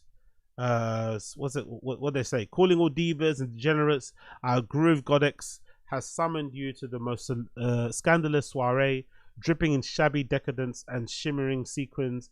Abandon your reality, get lost in a disco fever dream for the divine and the debaucherous as you are. Prepare for the night of drenched in glitter soaked hedonism. Whether you're strut in solo or draped in lovers or wrapped in bows and beauty, or disco royale is your sanctuary. Okay, love to hear it. Workshop, there's got workshop, pelvis nose, storytelling for intimacy, touch, tension and trance. So yeah. Dress code, you may only enter our pilots if you are in costume. We operate a strict policy within, which is no effort, no entry. Yeah, I like that. And that is obviously self-selects too. If you don't make entry effort, you don't get in. So it definitely self-selects. So big up Pinky Promise. The one that I like the most is fucking Multisex. That's my fucking favorite. I need to go there still. I have not fucking been there still till this fucking day. But Multisex might be my favorite of the new Berlin club nights popping up at the moment. One on the 24th during ADE that's happening, which I'm going to miss unfortunately. But they do quite a few raves and stuff on as well. And obviously they've got really cool art direction as well, which I also don't mind in the slightest. But big up that guy in his book. Definitely going to try and buy that. I'm definitely going to try and buy that. Definitely 100% will be trying to buy that actually. Let me see if I is there more? What's the guy's name again? I forgot. I think I mentioned it already, didn't I? I think I did already mention it. What's his name again? His name is Liam Cagney. So big up Liam Cagney. Big up Liam Cagney. Cool. Finish off. Let's talk about Berghain. Berghain November program has just dropped. Berghain November program has just dropped. Spanking new. Brand spanking new. Let's see what they have for us for November. Berghain November program, they have as follows. They have the first weekend, the first day actually of November is on a Saturday. That's pretty cool. That's pretty handy, isn't it? The 1st of November is on a Saturday. So that's a full Berghain event there. On the Saturday, you've got Amaral, you got Elkrum, Barker, Blanca, DJ Nobu, Quartz, Nastya Regal, all in Berghain main room. Panobar, you've got Alinica, Budino, Fadi Moham, Gabriel Quarteng, big up her, Honey Dijon, Yesin, Zombies in Miami. Ooh, Robin Flug. That's a sick lineup to start the. That's a sick pinch punch first of the month line. I'm not gonna lie, that might be the standout so far. That's one for the heads. That's one for the fucking heads, bro. DJ Nobu, Quartz, Nastya Regal, Alinica, Budino. The whole panel bar. I'd love to see panel bar room. I'll see everybody here from front to back, especially Zombies in Miami. I really want to see them play live, man. I love some of their mixes and whatever on their SoundCloud and shit. Then you got on the following week on the 7th on a Friday, you got a Your Love Night with Antal, Lukuti, Tamasoma, and Yvonne Turner. Saturday on the 8th, you've got a regular club night happening with Amotech, Aurora Halal, Ellie Vervian, Leah Oshie, big up her, Marcel Dietman, Marie Monks Texeria, big up her, Victor Ben Clock, Dasharush. Who's this? Who's Ellie? What's this person's name? Ellie something, right? Ellie Vervian. I'm assuming this person's French or something, right? Ellie Vervian. Let's see what she's saying. What type of vibe is she coming with? Ellie Vervian is a artist, producer, the highest powers, wife painted for ability to blend a dance floor, blah blah blah blah. Okay, let's go to it. Oh, she's from Zurich, so it's kind of French speaking at least. She's from Zurich, French speaking. What type of stuff does she play? Is that a clip of her playing? Yeah, there we go.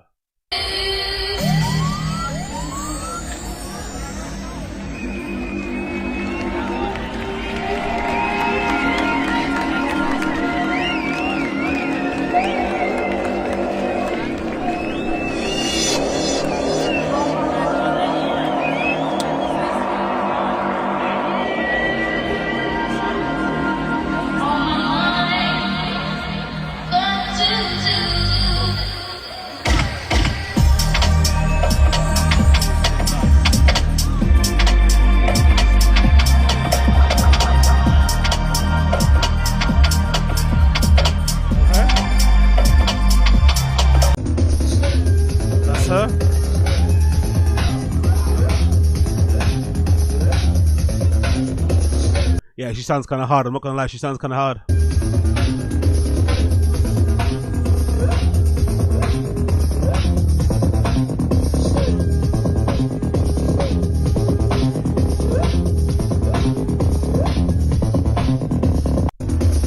Yeah, I like that.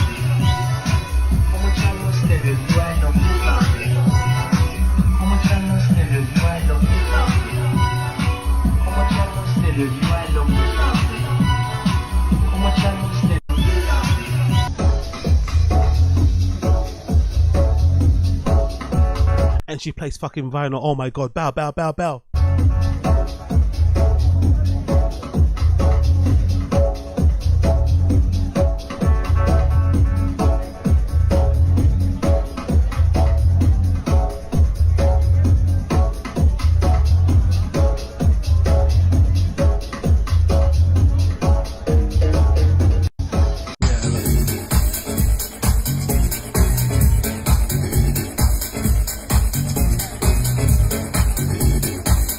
Honestly, shout out the fucking bookers of Berghain, man. Impeccable taste.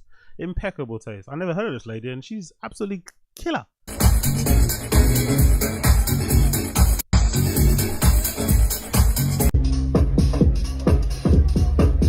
I got this. Who's this again? I got this in my collection. Who the fuck is this again? Who's this again? I've got this in my collection. I forgot the name. I'm definitely got this in my collection. I used to play this back in the day. This is an old track. Well, not that old, but you know what I mean. Is it Oliver Dollar? Maybe it might be Oliver Dollar. I'm not sure. Or somebody.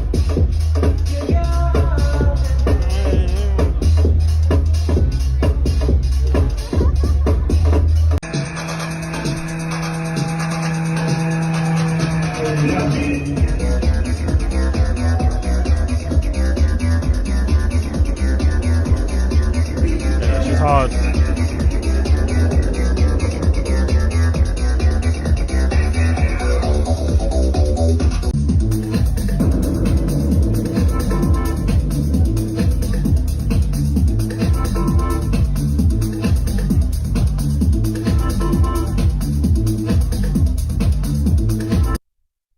Oh, bless her.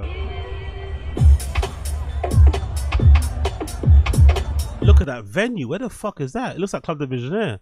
That's an amazing. By the river as well. It looks fucking gorgeous. Yeah, big up her. Make sure you go check out this Ellie lady, right? Ellie Vervian. Ellie Vervin or Vervinian. I don't know how you pronounce it. Either way, she's killing it. So make sure you go on what's like the 8th if you want to see her.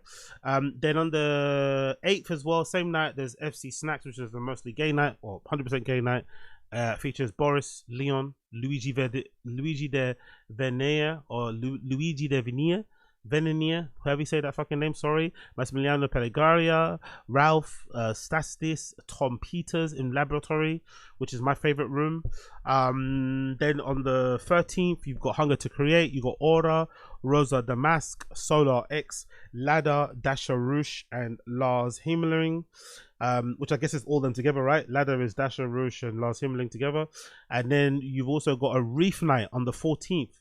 Apple Blim, Darwin, Unit, Pinch and Trim, Proverb, Panel Bar Room.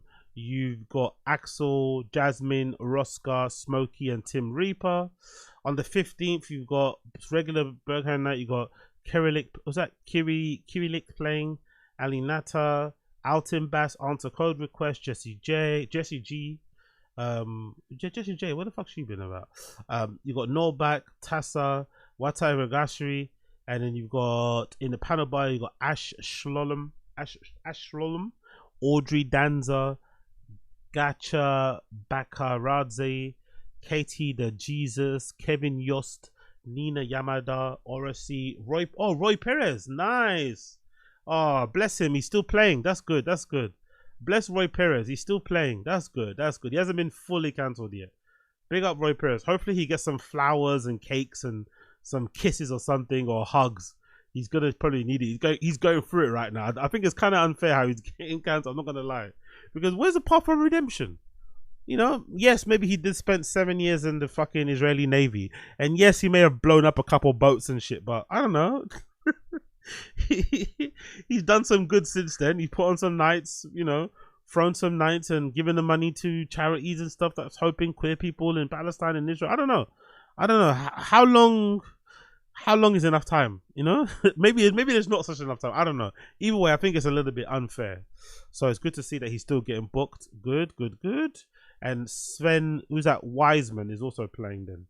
And then on the 18th, you got Parsilu. Shit, really? Parsilu's performing in Berghain. That's random, innit?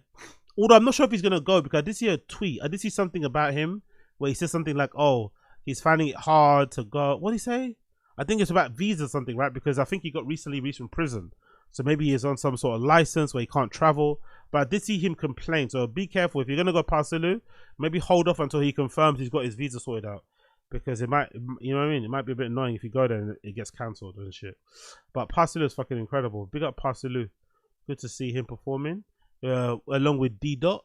Then on the 20th, you got a Soul Night happening with Alpha Tracks, Okaru, and Salty DJ. 21st, you got Usual Boys. 21st on Friday on Panel Bar, you got Craig Richards. Oh, Craig Richards playing. Great. James Abiela.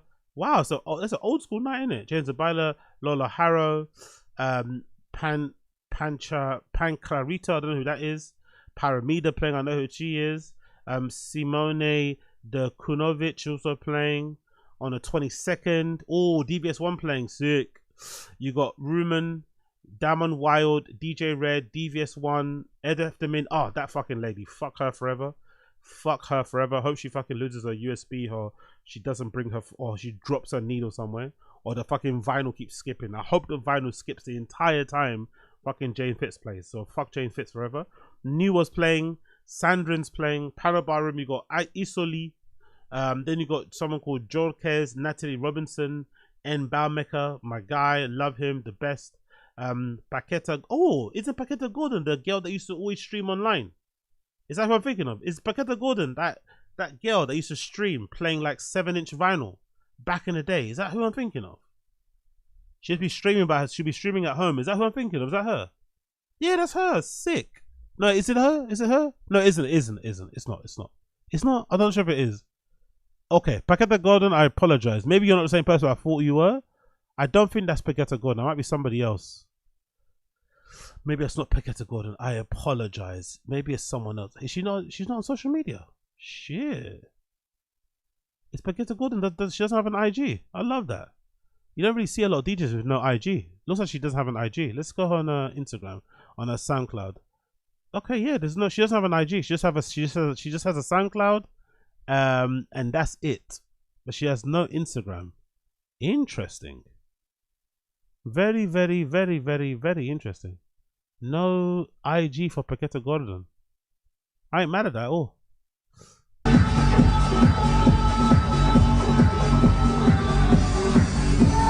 That's why you know she's a proper head, music head, you know, for sure. No IG. Shit.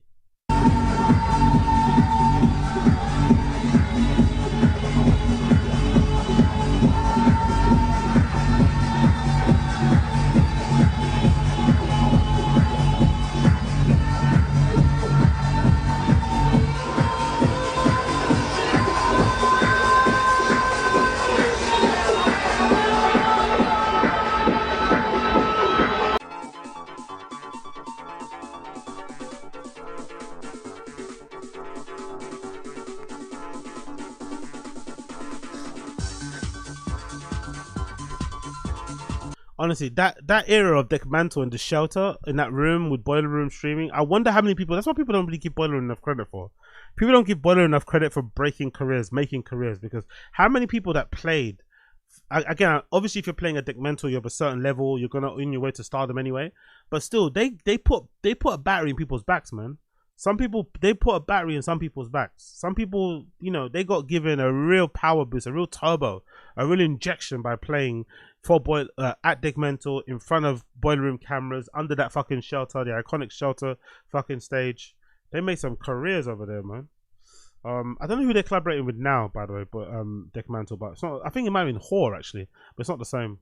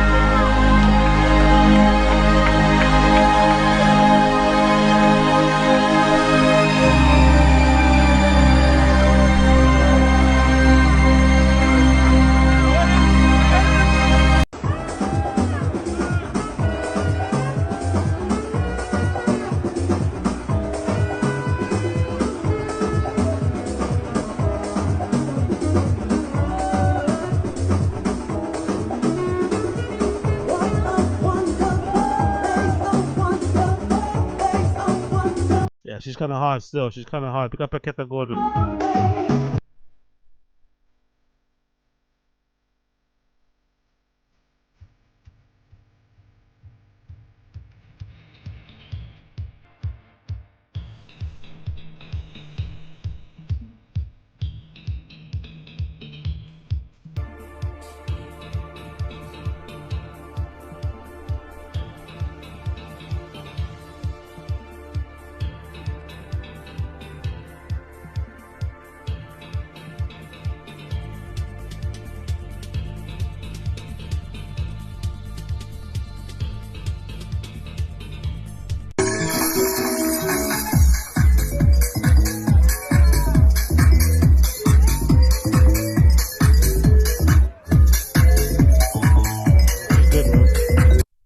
She's good. She really good.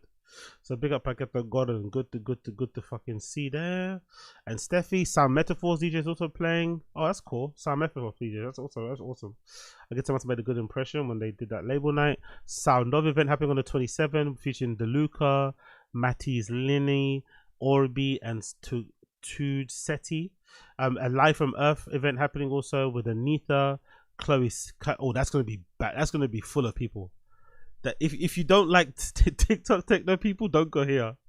This is gonna be full of those people. This is gonna be Moshak.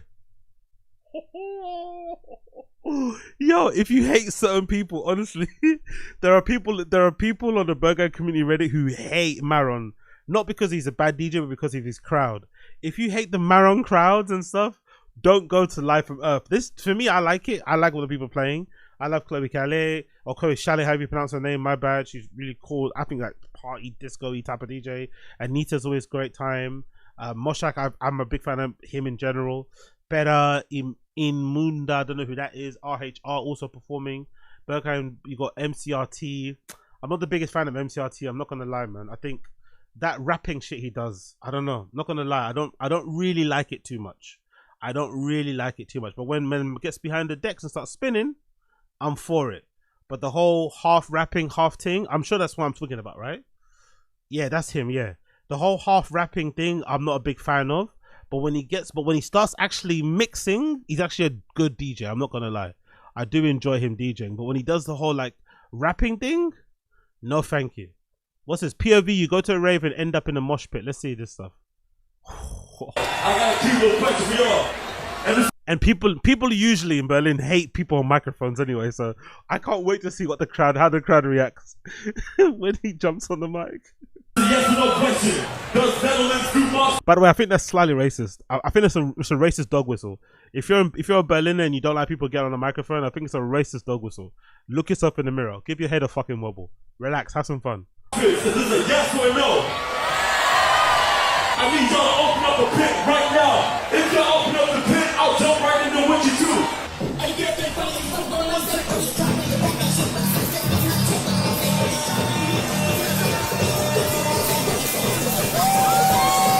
Don't do this if you're a girl. Don't do this if you're a girl. Don't do this if you're a girl. Don't do this if you're a girl. Don't do this if you're a woman. Don't do this.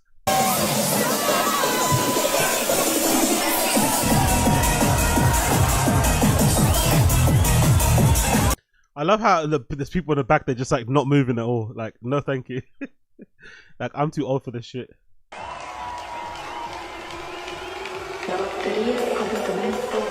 Oh, this is him and DJ Gigola.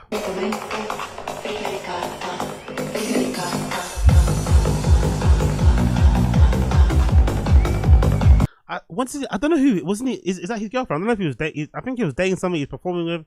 I'm not sure if it was her or somebody else. I remember reading that somewhere.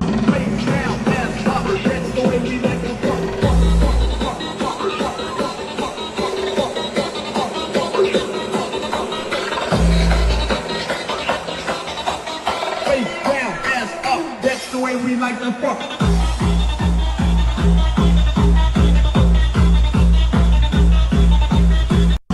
Why is she so excited about being face down outside? Big up DJ Gigola. What a legend. She's so excited. Oh, that's just like me.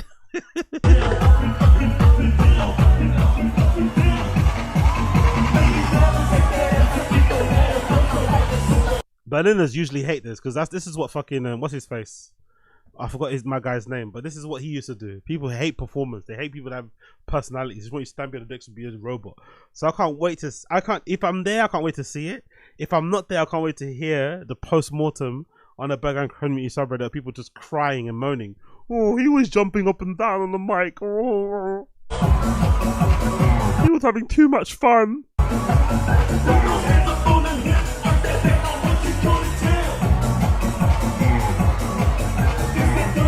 Don't get me wrong. Do I like this personally? Not for me, you know. But people are a little bit weird when it comes to sort of in general.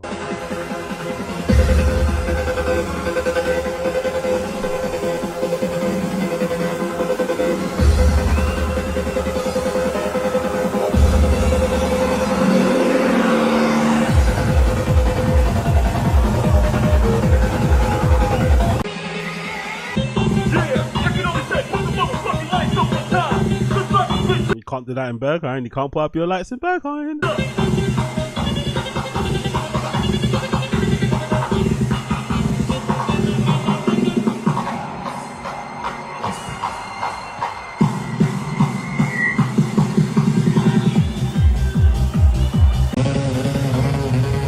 Cool. That is what's this? What is this saying? What's up, folks? This is your boy MCRT live and direct all the way from Miami. We're about to launch our first ever 24 hours broadcast set. Thank God! I thought he was gonna say a fucking I thought he was gonna say a crypto coin or something, or you know what I mean? NFT. Thank God! Look at the start of an NFT promo, innit? I thought he was gonna say something about NFT. I was like, no, please don't do that. Don't. Thank God it's not an NFT. I said, fuck it. I'm gonna DJ for 24 hours straight, live stream that shit. House Tenna out here in Berlin on the 18th of October. You're invited. Sesh Dogs is hosting this. fucker, and I'll see you guys in 24 hours session. 24 hours, the type of music that he's into. Brutal, bro. Brutal. So we love the entry a bit. So what is it? This is him. What's that? CRSSD festival.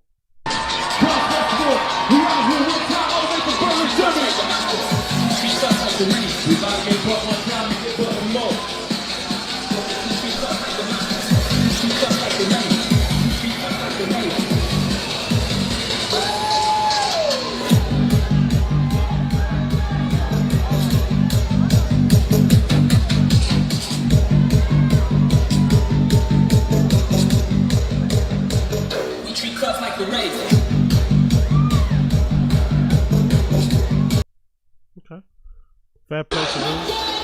Fair play to them, but I cannot wait to see what people are gonna say on the fucking subreddit. On the panel bar, you got MCRT, Rojo, Sara Malakra, is it Salamakara? 6sex, someone called Fiend, Gigola, Hamdi, and Orietta Shroom. And then the last night of the November, the last weekend of November 29th, you've got Face Fatale in Berghain Room, Blasher and Alat, LOL Snake, Olgazon, Quelza, Stefan Goldman, Virginia and Zisco. Panorama, you got Synthy, Synthy Stone Techno Festival. I'll talk about that in another podcast, but Synthy Stone Techno Festival set, perfect. Edward, Ezgi, Fiedel, Simon Caldwell, Tijana T, and Xiao Lin. Is that the thing? Yao Lin, right? Yao Lin. Big up them. But I think standout night, of course, standout has to be the 1st of November. I'm gonna say that's the standout. Berghain Room, that's the standout. 1st of November. The 1st of November. Another standout would then probably be the one with DVS1, obviously, right? 22nd, and of course, a wild card would definitely be the Live from Earth on the Friday. It'll be mad, it'll be crazy, but it'll be quite cool to see Moshak and all these man them playing in that space. I'm not gonna lie, it'll be quite fun, and also it'll be interesting too. It'll be similar to the Innovision that ended this month. It's gonna be nice to be in there and be around people who aren't just dressing all black. There'll be people wearing sneakers, wearing fashion stuff, hats and shit. I don't know. It'll be kind of cool to see that, because you don't really see that usually in Berghain. But hey, what do I know? What do I know? Absolutely nothing. Anyway, people, thank you for tuning in. It's been a pleasure to have your company. Big up Quiznos there. I just saw you subscribing. Big up Quiznos. Thank you for subscribing to the channel. But I appreciate everyone for joining in. Thank you for joining me. Smash the like, hit subscribe. That'd be greatly appreciated. I'm about to bounce now. My tune today, if you listen to the audio side of the pod, will be playing. Underneath my voice, it'll be by the one and only deathtoricky. Deathtoricky, I think, is special. I think his ceiling is very, very high. I think he's Irish or something, but he's an incredibly talented young kid coming up at the moment. He's got an album out on an EP. I think it's called Thrice, spelled Thris or Thrice. But his name is deathtoricky, all one word, deathtoricky. I recommend you check him out. Incredible artist, really coming up in the scene, doing great stuff. He's also got a really cool track featured on that JJ Finn's compilation album as well. Check that out too. But really, really cool. This is deathtoricky Brazil playing underneath my voice right now. If you're listening to the audio side of the pod, if you're not, you'll just fade to black. And I'll see you guys later for a random show. But for now, take care, be well, peace.